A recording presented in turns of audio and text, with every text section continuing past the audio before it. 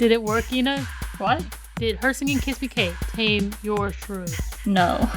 My shrew is still angry. But my shrew can eat spice.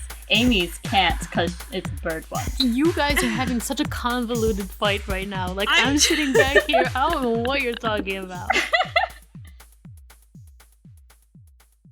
Hey everybody, welcome to Fess Up, where the Fess Sisters help spice up your conversations with unique and thought-provoking questions.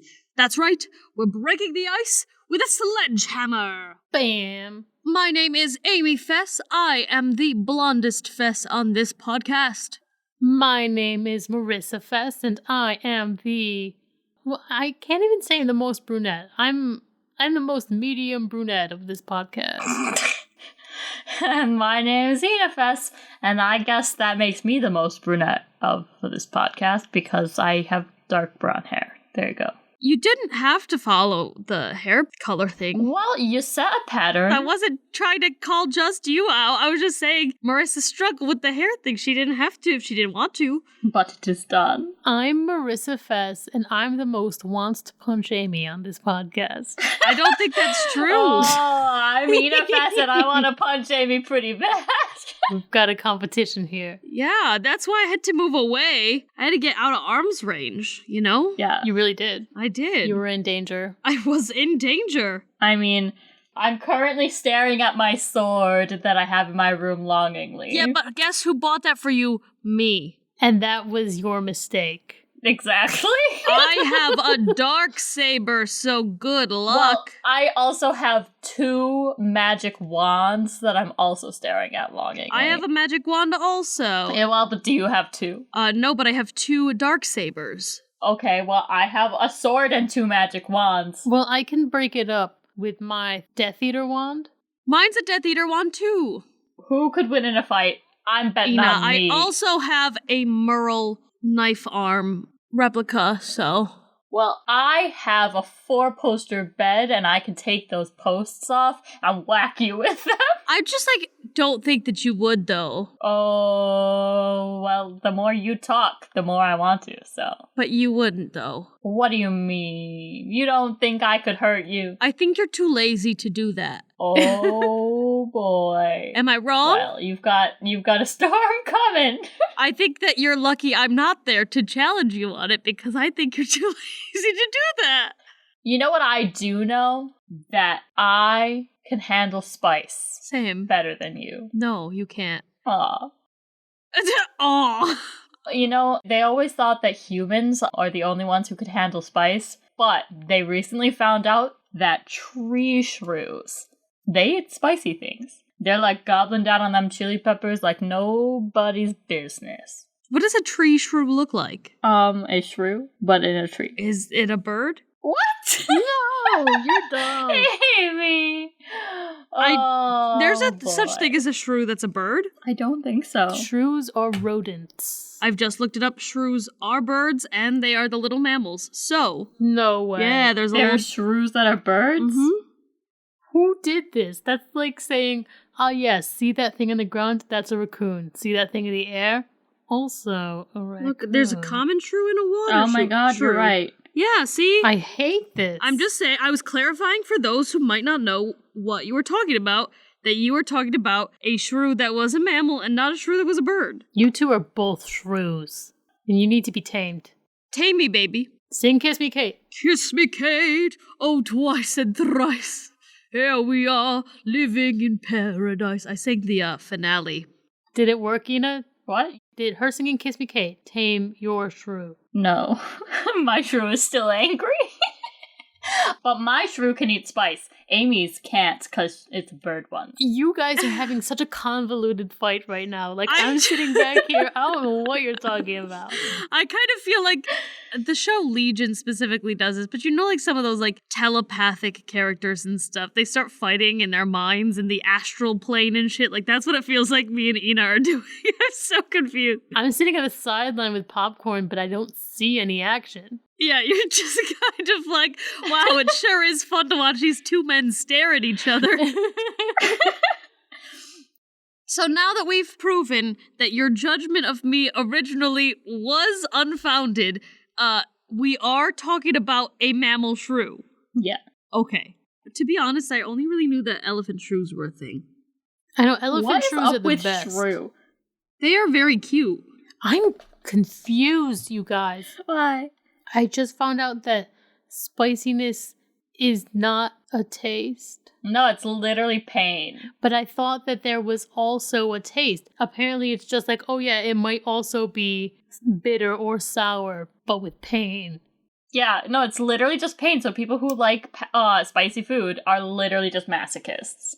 To be fair, I like things like a very harsh soda with those bubbles that hurt your throat so good. They do hurt. Yeah, or like really vinegary pickles.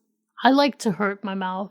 Oh, boy. I will say I've always enjoyed the flavor of spicy things, but I hated how it hurts my mouth. But there is no flavor, Well, there technically. is. The thing that you're eating has a flavor. You know, you eat a pepper, and if there is the capsaicin spiciness, that's separate from the flavor of the pepper. So, like, I enjoy the flavor of things that happen to also be spicy, but I hate how it hurts my tongue. So I'm trying to train myself into being good at eating spice just because it does taste so dang good. And one day I will be on Hot Ones and I will not embarrass myself. One day I will be on Hot Ones. I will embarrass myself so much, and it'll be great. I want to be like a Michael Cera, where you look at it, you're like, this man is not going to get through the first fucking wing, and then he eats them all, and you're like, holy shit, this kid didn't even tear up once eating all these hot wings. What the hell? Nah, I'm gonna be the biggest little sniveling bitch they've ever had on Hot Ones. Was it Margot Robbie who was pretty bad? I don't know. I think it was Margot Robbie for Birds of Prey.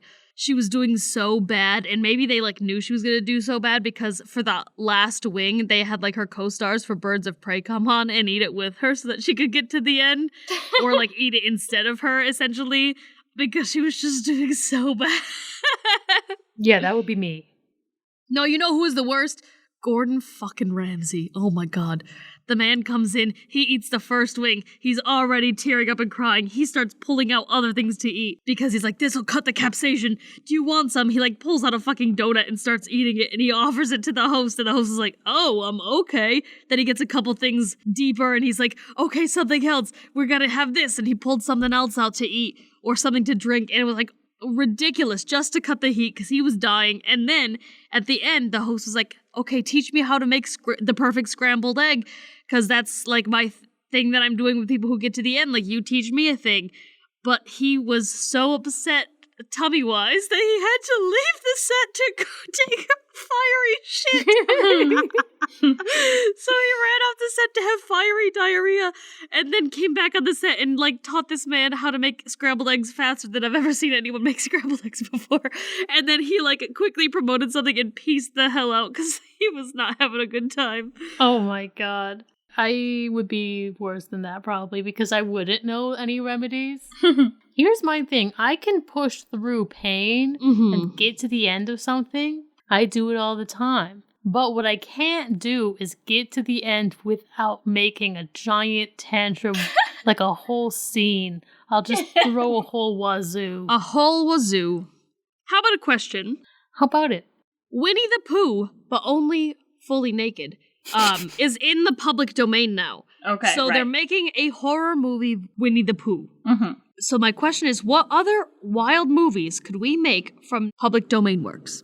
I just want everyone to know that the upcoming horror movie, he is wearing a red shirt, and I feel like that is dangerous. That is, they put him in a red shirt? That's a problem. Yeah. Because what I heard is that Disney's Winnie the Pooh, who wears a red shirt, is not in the public domain. Yeah. But the original Winnie the Pooh is fully naked. I mean, I guess the only thing is now that Winnie the Pooh is public domain, Disney can't be like, well, we own the idea of red shirts. Oh, I'm looking it up, and I think they're gonna try to get away with it because he's in like a red hoodie. Mm. Yeah, it's like a different kind of red shirt. Damn, I'm watching this Winnie the Pooh. Oh, he's in a red shirt and overalls in one of these. Mm. And he's got like a warthog next to him, and it's just this girl in a hot tub with titties up. The warthog is Piglet. The warthog Oh, is is that Piglet? Piglet? That's hilarious. I didn't even think about it. And apparently they ate Eeyore. Amazing.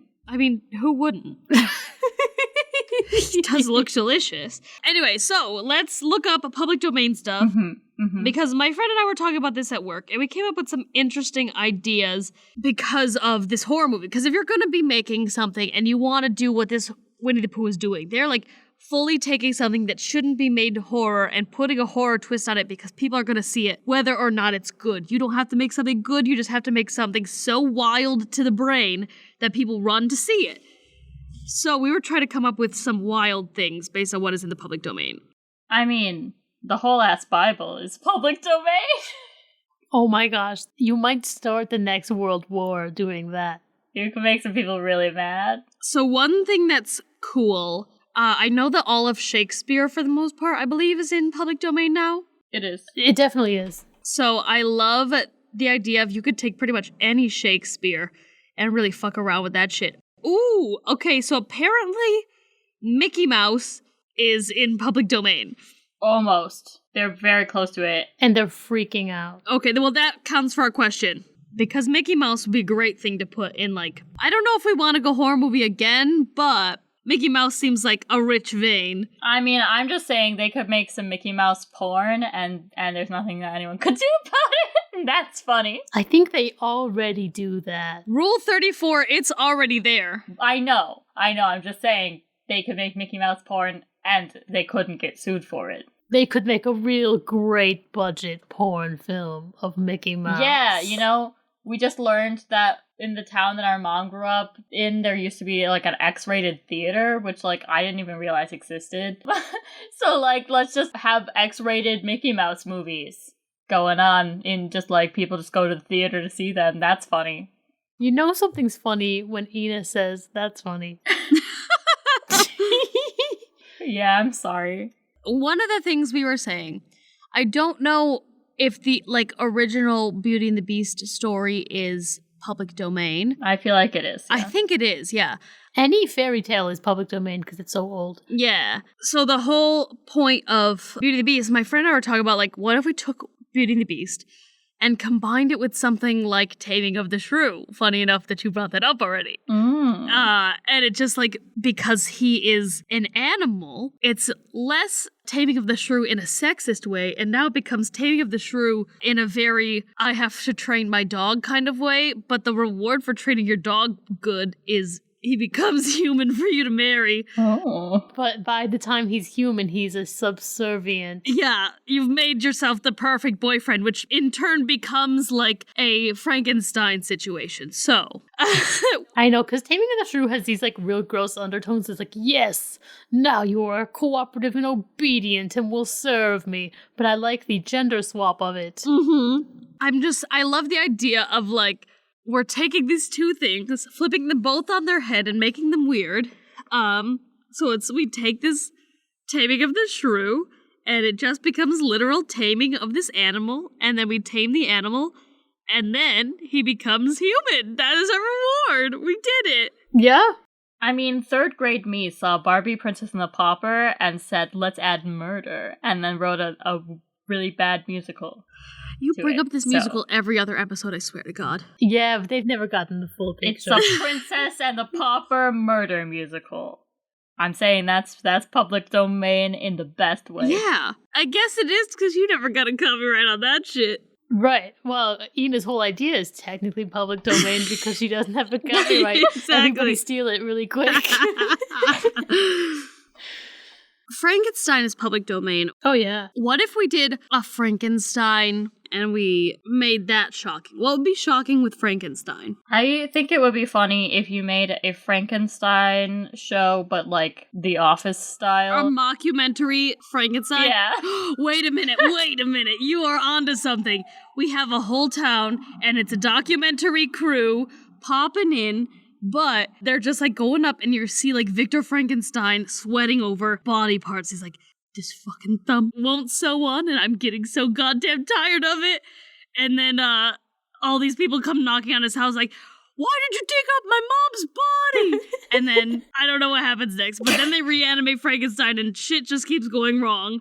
And he's like, and they have like subtitles for him. What would they call Frankenstein's monster to be nonchalant? Well, I feel like they would have to give him a name, like in one of his subtitles, be like, I don't know why they keep calling me Frankenstein's monster. My name is Chad.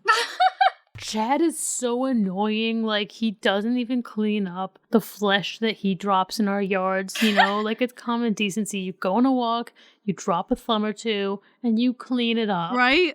It's just like, my grandma had an anchor tattooed on her wrist, so I know that's my grandma's wrist out there. It is just rude of you to leave it on my doorstep tauntingly like that. And then they're like, cut to an interview with Chad. They're like, why did you leave his grandma's wrist on his stoop? I'm sorry, I just like forgot about it. I knew I was forgetting something, but I was just over there trying to teach him the good word of Jehovah's Witness. Ew. You think Frankenstein's monster is a Jehovah's Witness? What, MLM marketing? Would that be better? I don't know what else people go on people's stoops about anymore. Stick a paper advertisement in your door. They do that. Maybe he could be advertisement for like the local Chinese place, because you know how they're always coming around and leaving like 10 menus on your doorstep for no reason at all. It's one Chinese restaurant and then you have 8 menus shoved under your door. Maybe Chad is one of those makeup, people. A makeup artist? No! What's it called? I'm forgetting the word, but it's like those ladies who try to sell makeup door to door. A multi-level marketing scheme. Mary Kay. Multi-level marketing Mary Kay. Mary Kay. Yeah.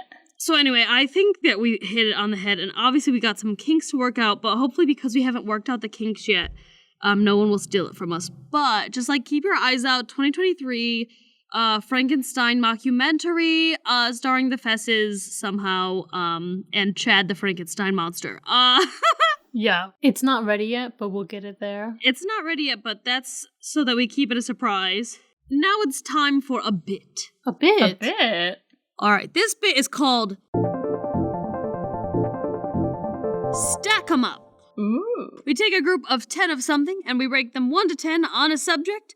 We must agree on the ranking and fight it out when necessary. We'll be ranking 1 to 10 best and worst Disney princes in having sex. All right. I'm very excited. So, to refresh the audience, this is the list.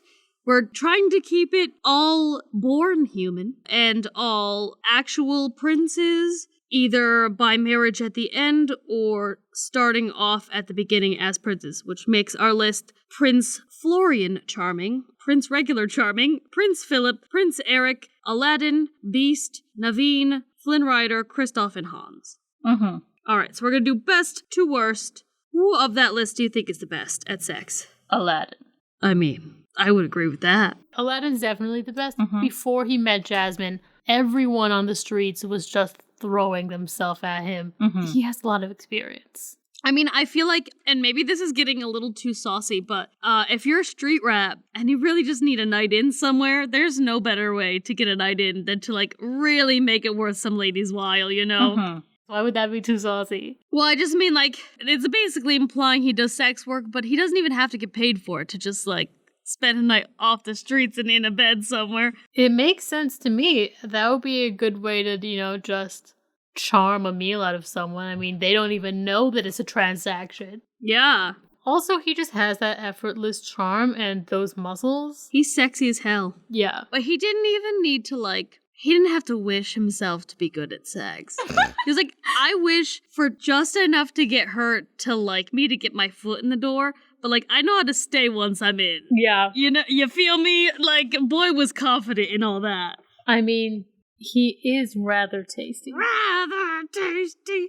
I think second is Naveen, because he was a womanizer. Well, Naveen is either really, really good at sex or really bad at sex, given the amount of womanizing he does. Because, either he, has sex with all the women, and they all think he's gonna be good, so that means he's terrible, or he's actually good at it. You can tell by his swagger, he has an enormous penis, and that does have to work for him. I would say, in my experience, the girls that were fawning over him were fawning over him in a positive way. Yeah. And people do that more for good sex than for money. Mm-hmm. Or just like good looks. But I think that he is good at sex because I think that it seems like he's going to put the effort in. It seems like he actually has fun with it. Like he actually wants to be a womanizer for the fun of the single life, which is sex. Yeah. He likes the sex. I think that it would be dumb of us to say that he was bad at it. Yeah. There's no way. Especially if you're that famous. If you're bad at sex, word is going to get around. Yeah, that's fair. I slept with Prince Naveen and it was terrible. Like, people are going to talk about that. If you're like, I slept with Prince Naveen, even if it was just okay, that is a good review. Right. But if you're terrible, people are going to go ham about it. Because if you're mediocre, that's fine because then people still want to have sex with you because they'll be like, I had sex with Prince Naveen. And that's all they'll say because it wasn't good or bad. That's not the noteworthy part of the story. But if it's good, they're going to talk about it in a great way. And if you're bad, they're going to talk about it in a terrible way. And you'll never have sex again. So the fact that people are still trying to have sex with him, it must have been a good review. All right. That's fair. Okay. Now, in a very similar feeling to Prince Naveen, I have suspicions that Flynn Rider might not be as good at sex as he thinks he is. Yeah, I think Flynn Rider's a virgin until he marries Rapunzel. I would not be surprised to find out that you're right, yeah. He talks a big game, but he doesn't have the added bonus of being a real prince until after marriage. Mm-hmm. And I just think he doesn't have the same kind of street rat appeal that Aladdin does, and I think he's putting on a front. He's got that Eugene Fitzherbert lack of confidence. Yeah. Underlying. I think that he would try to do his best. Like, I think he's going to be middle of the pack. I don't think he's going to suck at it, because I think that when he finally does get a chance to be with Rapunzel, he's like, I mean, I got this far with a princess. I'm not going to let her down. Yeah. So I do think he's going to put the effort in, but it's going to be a learning curve for this man. Mm-hmm. I think next is Eric. I think Philip is the real next guy. I was going to say Philip, actually, because he's devoted and he is sensual. Eric is also those things. No. What the Eric fuck has are you no talking about? Eric has no brain in that head. He got possessed by magic. That's not fair. Okay, but think about it. Philip is sexy. He's definitely had a bunch of sex before he meets Aurora in the woods. Like, well, you can tell that man's had a lot of sex. That no one's disputing this. Like, this man has had sex before, for sure. And honestly, I feel like Eric is too in love with the sea. Like, him just, like, want to be on a boat all the time. Eric is water sexual, yeah. Like, I don't think he's been getting around with all the women before. I think if you're going to spend that much time on a sea with a crew of only men, either you're bi as hell and you don't want to talk about it, or you are trying to stay as far away from ladies as possible for one reason or another. Yeah, I agree with that. Okay. Philip is next. Philip gotta be the next one because of how damn sexy he looks when Maleficent's there and he's all chained up in a prison and he just like, that's real sexy. I don't think that him looking sexy has any bearing on how good he would be. I guess. His kiss was good enough to wake her up, though. Yeah. He's gotta have good lip game. Like in the OG fairy tale, she didn't even wake up when her prince had sex with her. Yeah. But Prince Philip in the movie, one kiss, she was brought back to life immediately. So that's so true. This is a very good point, yeah. There's some real talent there. Mm-hmm. I know some people might argue and say, yeah, but that was Merryweather's whole thing was that true love's kiss would break the spell. Mm-hmm. That was her whole thing. But I mean, Merryweather, she's dripping in pussy, okay? She has literally 2 lesbian lovers that she lives with and raises a child with. Like, she knows how important good sex is, okay? Yeah, she factored that into the true love. And if it were Flora or Fauna who had put that one on there, I would say maybe she didn't. But Merryweather did. She was looking out for her girl. Like, absolutely she was. She's the spunky one. She is the spunky one. Also, they have a whole song together. I know you. I walked with you once upon a dream. How do you think that dream ended? You can't tell me that wasn't a wet dream they both had about each other. I mean, if it weren't, they wouldn't be this invested. Exactly. I think number 4 could be a solid Kristoff. Mm-hmm. For sure. I don't think he's had sex a lot, but I think he does it real good. I think that he is very attuned to people's needs, you know? I think that he's out He's here like... so giving. Yes. He is giving. And he lives in a feminist reality. He's like, you can't just marry someone you just met. He is a feminist. It's definitely a more progressive kingdom that he's from. Yeah. I agree with all those things, and I think that he is also just good with his hands. We know that. He knows how to get people's rocks off. Yes, The that trolls. exactly. Uh-huh. But I would also say, just look at that man and try to tell me that he's not a cuddler afterwards. Oh, he's Aw. such a cuddler. There is nothing better than a good cuddle afterwards. And that's what Kristoff will give you. He definitely gives off on pleasing you. Yes. Uh-huh.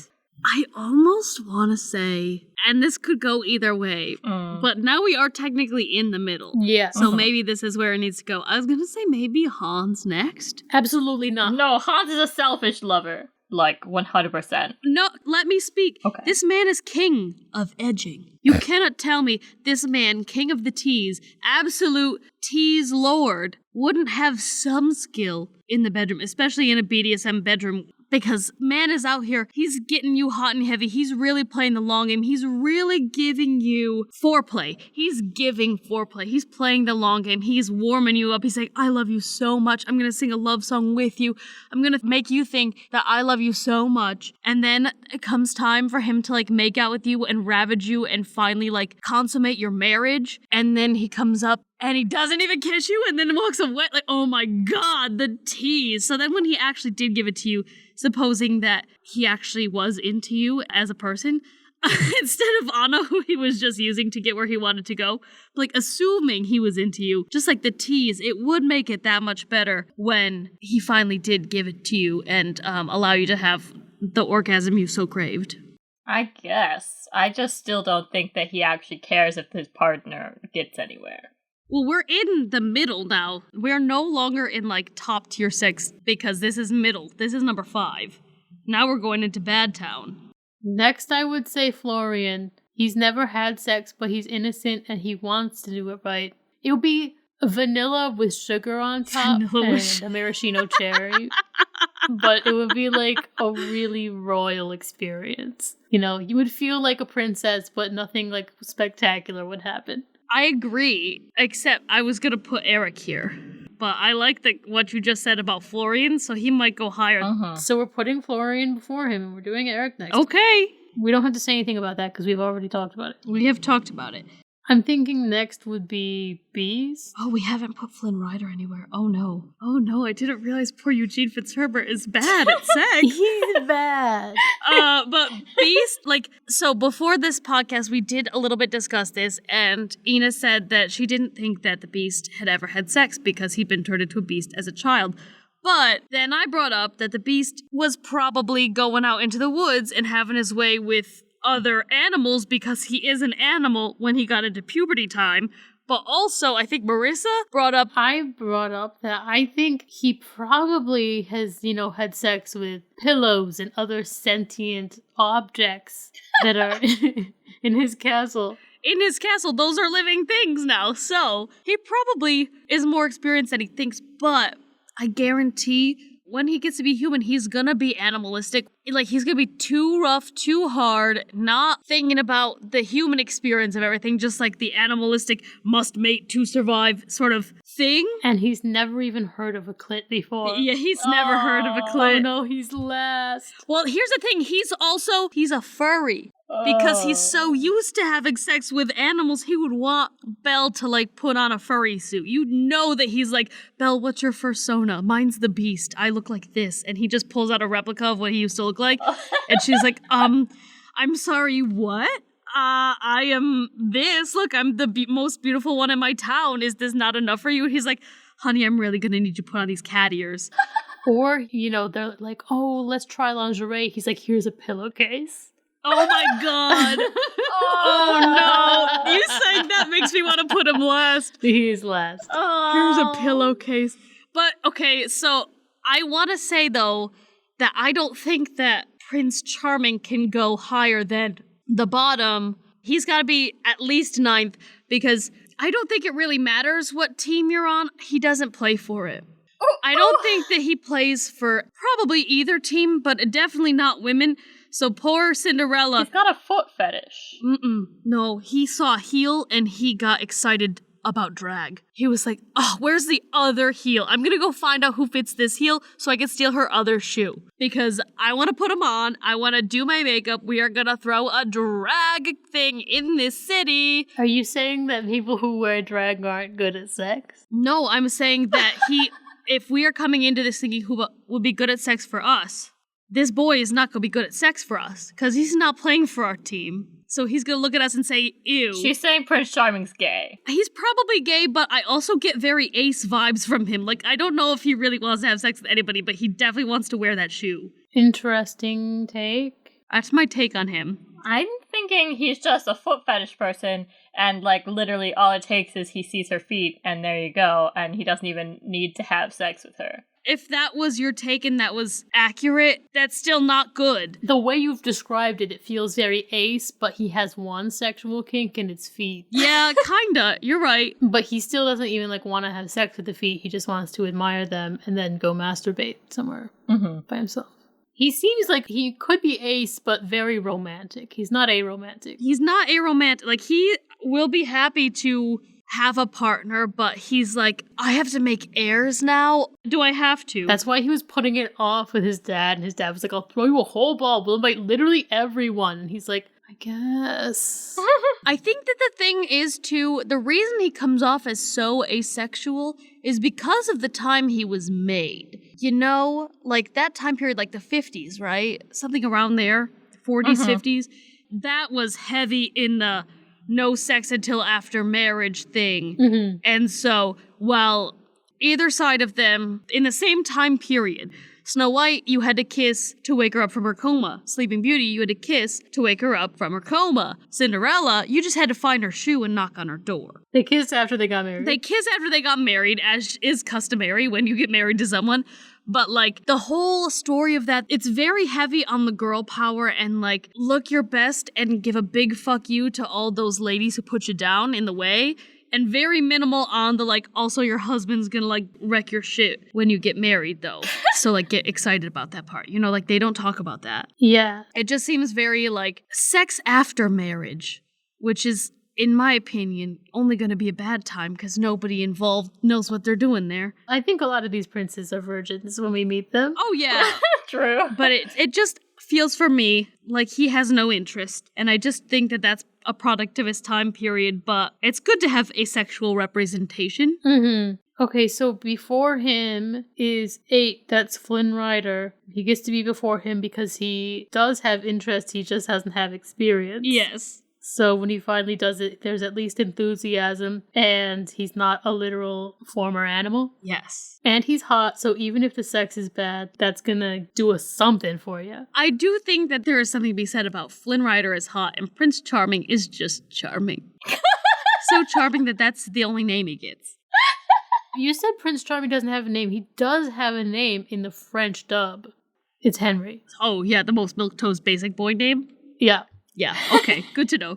Also, he had a name in a Disney parade, and it was Prince Alto August Ferdinand. Wait, what? I'm sorry, what? Gross. What parade was this? It's in 1971 Disney on Parade. His name is Prince Alto August Ferdinand. That's disgusting. Alto! Which is so much more fun than Henry. To summarize, this is our list. Best to worst, we have number 1, Aladdin. Number 2, Naveen. Number 3, Philip. Number 4, Kristoff. Number 5, Hans. Number 6, Florian. Number 7, Eric. Number 8, Flynn Rider. Number 9, Prince Charming. And number 10, Beast. This is where our ads would go if we had any. But we don't. So here's this question. Was Voldemort actually the most useless magic-dependent wizard to ever exist?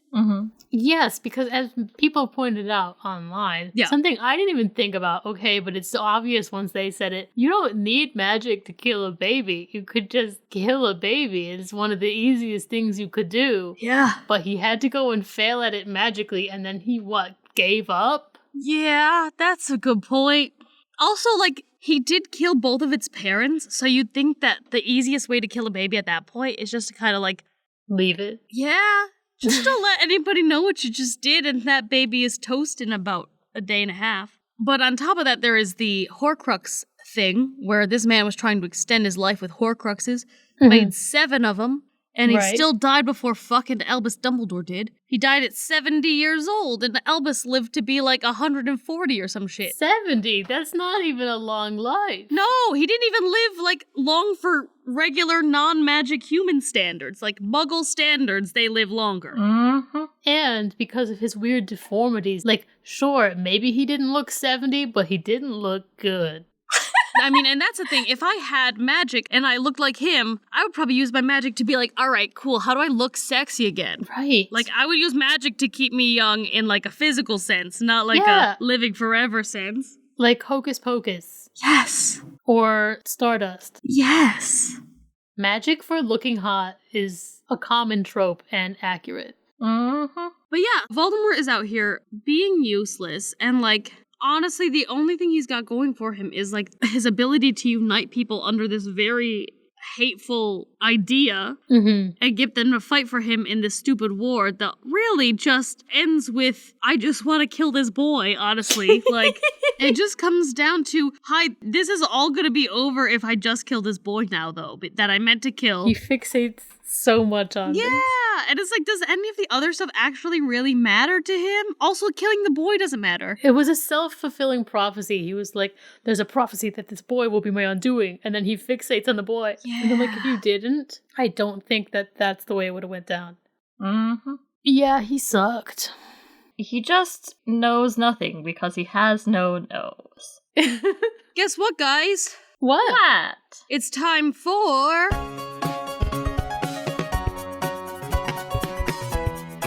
What two are you?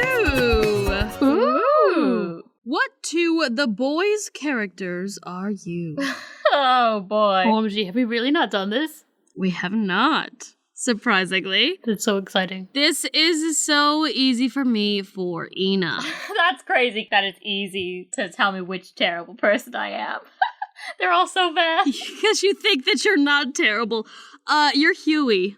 First of all, as she just said, she thinks that she is the least horrible one for some reason, but she's just as bad as the rest of them. I didn't say that, though. And she is very sort of nervous, anxious all the time.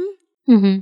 But she doesn't necessarily want to be, just like Huey is. He definitely is in denial about everything that he has done to participate. He's like, yeah, well, it's justified, so I'm not the same. Uh-huh. But, like, anytime he does something bad, he kind of is like, I've never done anything bad in my life. Yes, but he still is... Generally very cute and nice. Yes, and he is a cutie pie baby boy. Clumsy, silly. A lot of things happen to him that... It's like his life is like this really crazy movie. Things happen to him that is just like, that is something that would only happen to you. Yeah. And that is how Ina has lives her life too. That's true. In not the same way. His is more violent and terrifying than hers is, but it's the same sort of principle of just kind of like, really? Of all the like people that something like that happened to, and this is like the 3rd time something like that has happened to you, it's you? Yeah. And also, he, like you said earlier, has this very nervous, shy kind of demeanor. But then that's another thing he's kind of in denial about because he often shows major leadership qualities. But he doubts himself about it. And that's very Ina also. Mm-hmm. True, very true. Also, he's like a puppy dog everyone wants to protect, even when other people also have those blinders on. So they're like, puppy dog, must protect. Yes. Amy is Homelander. Jesus Christ. You know it's true. Jesus Christ. Do I know it's true, or did I just know you were gonna say it? I feel like it's there. I mean, obviously, a lot of these characters are, horrible and despicable, and that's not the parts that we're attributing anyone to, so, like, don't... I just would like to see what parts of Homelander aren't horrible and despicable that you can attribute to me. You have to search deep. I mean, ambitious, loves attention, Yeah. good at getting people to like them, you know? A very good actor. Mhm. I know he does it in a nefarious way, but everybody adores him and he's secretly the worst. So he's clearly a very good actor. You know what I'm saying? Yeah. He's got that hot blonde, looks younger than he is kind of thing happening. Okay. Likes to be in control of things. He's got a great ass. We've got a great ass! He wants to be the boss. He wants to be in charge. When he isn't, he is very upset about it because he just has that desire to be the one calling the shots. Weird kinks. You could just say it. He's kinky. I wouldn't pretend to know what Amy's kinks are, but I'm sure she's got some. Oh, yeah. But he's very talented. I mean, he's one of the best of the best. So, you know, he's got the skills and all that. If you just pretend he isn't evil, if you just pretend he is the guy that everyone thinks he is, he's like a superstar. Yeah. Amy's got that star quality. She's got the talent. Mm-hmm. She's missing the evil bits. Mm-hmm. But that's okay. No, it's not okay. How dare she not be evil? It's weird to have heard you say such nice things about Homelander. Those nice things are there. If you dissect anyone bad, you can find nice things. Yeah, I know, but it's just interesting. I think he's a terrible guy. He is a terrible guy. I mean, we all know this. Yeah, he is. Like, the worst. But he's also such a great character. Like, we couldn't give you a villain that is genuinely despicable. Like, everyone hates them. He's one of those characters that you love to hate. That's true. You do love to hate him. And the acting is impeccable. Oh, yeah, he's so incredible as an actor. Yeah. Marissa is Billy Butcher. Mm-hmm. Yeah. Angry. He is angry and full of rage, but he is very smart. He's very solid in what he wants to do. Like, he's solid in, like, I want to kill all of the Soupses. And so... The Soupses? There was no better way of saying it. They just say soups. I want to kill all the Soups. Yeah. But that just sounds like I'm talking about the delicious warm beverage / food. He wants to kill those too. Yeah, he hates regular soup also. But he wants to kill Soups, and that's, like, been his goal, and he's, like, so firmly stuck on that goal, like, nothing would take him away from that. But he's also super loyal to his family and the woman that he loves, you know, even when she's not around anymore. So, like, he's very ambitious in that way. I would say he's ultimately not a bad guy, but he has his own moral code, and he's not ashamed of it. And Marissa, you know, obviously... Overall, she's a really good person and stuff, and like she would never actually do anything bad to people, but she doesn't necessarily think that it's wrong to think that bad things should happen to someone, you know? Like, bad things statistically will happen to everyone. Why can't I be happy about that? Exactly. And she doesn't think that's a problem. And, you know, she's got her own, like, she would never do anything to anyone like Billy obviously would. Obviously. But she wouldn't be sorry for people. And I think that's a really unique moral thing that Marissa's got going on, that, like, most people would be ashamed to admit. And Marissa's proud of it. You make it sound like I'm sitting out here like, oh, this lady's pet frog died. I love that. Well, no, Fuck that frog, though, am I right? I also have very strong opinions, and I force them upon people if I can. Yes. He's also very sassy and funny. Very sassy, very funny, very good leadership abilities. But also pretty antisocial. Pretty antisocial, though, for sure. Also, like, he will play by the rules, but sometimes it annoys him too. Like, when Huey is like, yo, you can go to this party, but don't kill any of the Soups there. And he's like, fine. And then it gets to the point where he's at the party, and then he could kill a Soup, and he doesn't. But he does instead, you know, make him just fall into some cocaine. He maybe gives him a bit of a poop curse. Exactly. She exploits loopholes when needed, but does still play by the rules. Second people. Amy, do you have one in particular you want to do for Ina? I was gonna say Starlight. Yeah, I agree with that. So, she's funny enough, both halves of that couple. I would say she's also Starlight, Annie January, because she is cute and pure and tries to play by the rules at all times, and she does try to be a good person whenever she can be. very hot, very lovable, but does sometimes find that she doesn't get to have as much fun or do as much towards her goals as other people when she does play by those rules to be cool and good and awesome. And that is her cross that she has to bear in those cases. She likes to speak out against injustice. She likes to find the proper channels to go through to take care of that, and when that doesn't exist, she gets really frustrated. But she always finds a way to, take down a corrupt professor or something. You know what I'm saying? Yeah. And I would say that while none of us are, if we were to pick one of the three of us to be a good little Christian girl who is religious and all that, it would be Karina. Yeah, but also in the way that she questions whether or not that's really what's going on here. Like, she likes the idea of it, but she's like, this feels like some BS that I was fed. And that's also kind of just how we feel in general about that kind of stuff. Yeah. Also, choosing to wear a really cute, nice outfit rather than a sexy, exploitative one. Ina's very feminist. She's very strong-willed.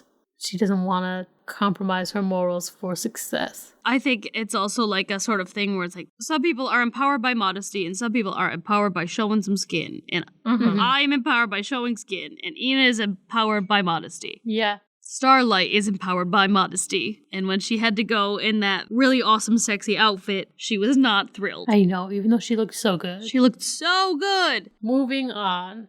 I could think of more from Marissa. For Marissa? Queen Maeve. Lesbian. Yes. She's also got the badass, strong vibe that we all crave. She's very stubborn in her ways, also on the introverted side. And she does sort of have more of a moral compass than Homelander. Yeah. And when she does do bad things, she personally feels so bad about it. And she could be in the spotlight. She could be one of the leaders. Honestly, she could probably be the leader if she wanted to, just because of how she's been set up this whole time. But she doesn't really want that, and she's never really wanted that. So it's kind of gone to Homelander unchecked. And, I think that in a lot of ways, there's a lot of things that Marissa could take charge on if she wanted to. She could, be a leader, but why do that when you could not do that and save yourself a lot of time and energy, and also get the heat off you for all the shitty things that go on in its fucking company. Yeah. Stupid Vought. But she also is a kind of person who, I think would be willing to help someone try to take down something bad. I think that she would be willing to go leak information to people if she was trying to take down something bad, but be able to do it sort of in a way that won't get her in trouble immediately. She's not doing it in a stupid way. She's being very intelligent about how she makes moves, and Marissa's very intelligent. Marissa's strategic. Yeah. Strategic is a good way of putting it. Also, red hair, and Marissa often has red hair vibes. Also depression. I feel that? Yeah. Okay. For Amy to cut some of this Homelander, I'm thinking Frenchie. But I want to, right off the bat, take off the table some of his more cloying traits, because I don't feel that she's that, love-struck and clingy.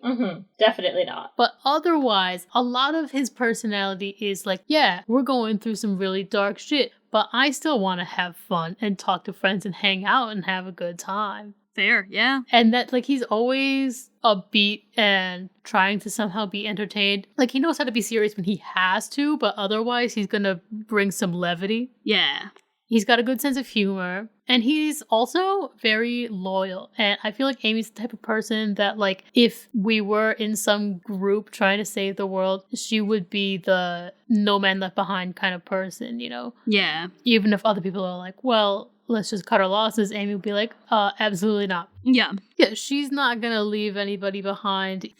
He's tough enough. He's like, well, we can figure out a way to do this with everybody. He doesn't always go for the first plan. He goes for the best plan. Yeah. Yeah. Also, he kind of wants to somehow get out of this whole rat race that he's not interested in. He wants to get out of the game and just have a good life. He's like, this is bumming me out. If we could just make it out of here, I would be into that. And I feel like it's not that he's giving up. It's just that he's like, this is a major bummer and it's not getting us anywhere. And I'd like to just like enjoy myself. Let's just like go have a good time. Yeah. I agree with that. Mm-hmm. In conclusion, Amy is Homelander and Frenchie, Marissa is Billy Butcher and Queen Maeve, and Ina is Huey and Starlight. All right. Now here's a quick one. Who would win in a fight? Scarlet Witch or Superman?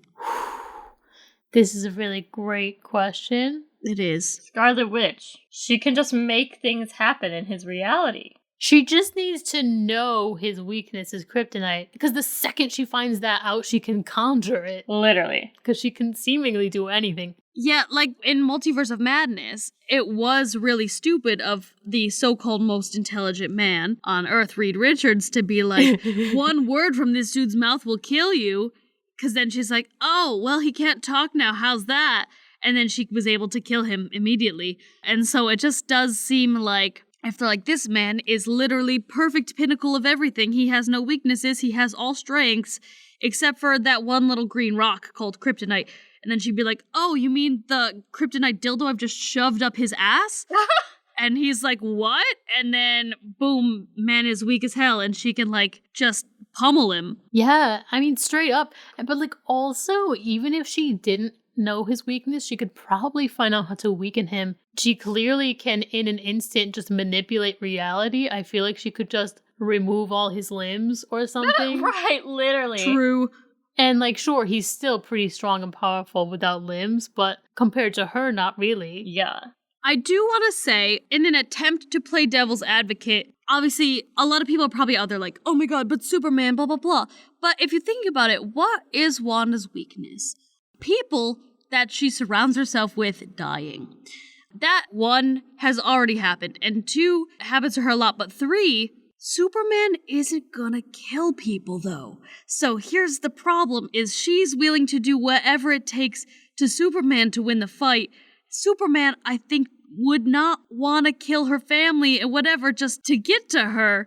So I don't think he's willing to do what it takes. So I think that the fight is gonna go to Scarlet Witch 10 out of 10 times just because. Well, yeah, because she's going to play dirty. She's going to play evil. Yeah. If we're taking their powers off of the table and just talking about what they're willing to do, she's willing to do a hell of a lot more. Oh, absolutely. She'll rip his whole universe apart. She does not give a fuck. Mm-hmm. I don't think that anything that he can throw at her is really gonna hurt her anyway. Like, sure, he can fly, so can she. He could shoot lasers from his eyeballs at her, but I think she could catch him with her magic and maybe turn it back at him somehow before it could hurt her. Like, if she's on her A game that game, if she's taken her Adderall, if she's, like, as focused as she can be, I don't think that this man can even touch her.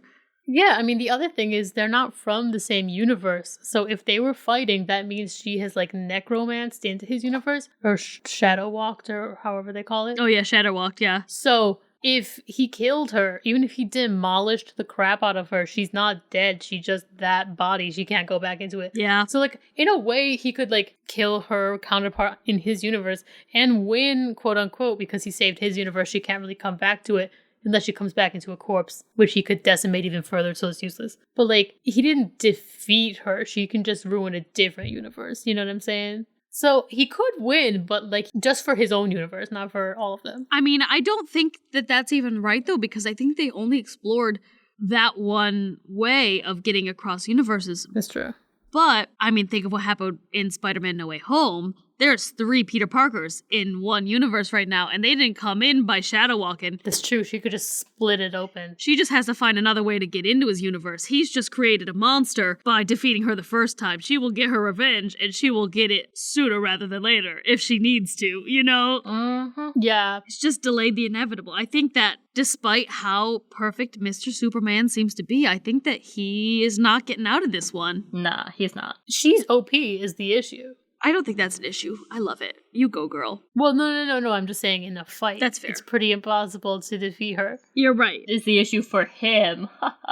It is an issue for him. I mean, like, normally he's the OP one, but he doesn't transcend universes. And that's really where she shines. She rewrites reality and transcends universes, so. That's also a good point. Like, she could just come into his universe and be like, hi, so I'm gonna make Westview happen again. And she just, like, rewrites reality. Everyone in the DC universe just thinks they're in a sitcom, And now, oops, Superman has no power, so he's dead. Bye. Yeah, he could just be like, my only weakness is kryptonite. She's like, or is it also marshmallows? And she touches him with a marshmallow and all of a sudden he's allergic or something. That's so true. Like, she could make that his new weakness somehow. So this man just becomes a campfire and, like, starts roasting her marshmallow. She turns him into a marshmallow. Yeah? Yeah, guys, that's all the ice breaking we can do today. If we break any more ice, the Scarlet Witch might turn us into a marshmallow. So we gotta be careful. If you'd like to send us a question, message us on Facebook or Instagram at Fess Up Podcast. Follow us on TikTok at Fess Up Podcast. Send us an email at fessuppodcast@gmail.com. Tweet a question at us at fessup_podcast. And don't forget to use the hashtag #Obfest. Send us new questions or let us know what happened when you used our icebreakers with your friends. Share our podcast with everyone you know and get the word out there about your 3 wacky friends. Woo. That's it for me. I've been Amy Fess. I've been Marissa Fess. And I've been Ina Fess. I gotta go eat spicy things with a tree shrew. Bye!